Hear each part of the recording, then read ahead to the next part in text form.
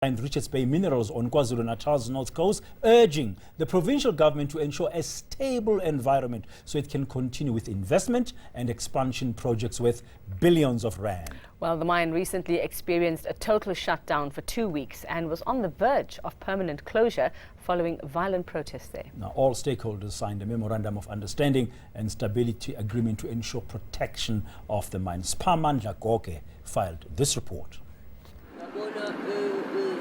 Richards Bay Minerals is KwaZulu-Natal's cash cow, but the future of the mining giant in the province and the country is uncertain.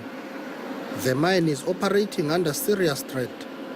Last month, the subsidiary of international Rio Tinto gave the provincial government a threatening notice that it was considering permanently pulling out after violent protests. Beyond the safety of our people, Rio Tinto also looks for stability in making investment decisions. The recent disruptions did not send the right message at the time when investment in Zulti South is being considered. We remain committed as RBM and Rio Tinto to invest in Richards Bay Minerals. We need the stability to achieve that investment. I think the MEC mentioned that the investment is in the order of billions. Provincial authorities say given its size, any shutdown at the mining giant will have dire economic and social consequences. RBM employs close to 5,000 people. A high-level intervention by the KZN Premier averted the crisis and rescued the possible closure of the mine. RBM is the single largest corporate taxpayer in KwaZulu-Natal, contributing 1.3 billion rand in taxes just in 2017 alone. And by the way, these taxes are the very same taxes that make your government tick.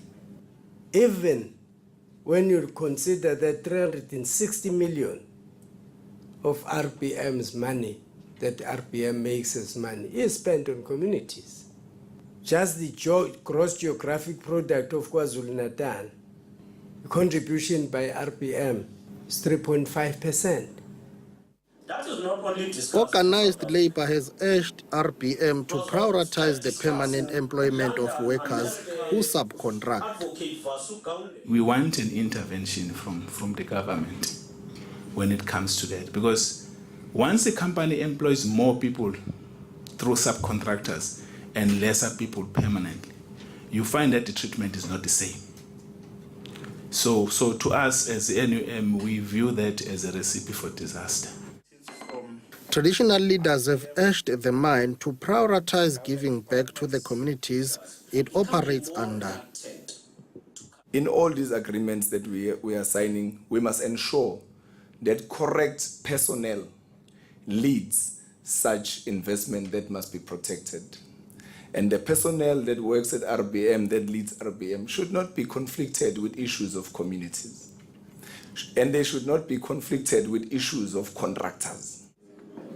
Provincial authorities urged all stakeholders to respect the agreement. Spamandla Goke, Richards Bay, KwaZulu-Natal.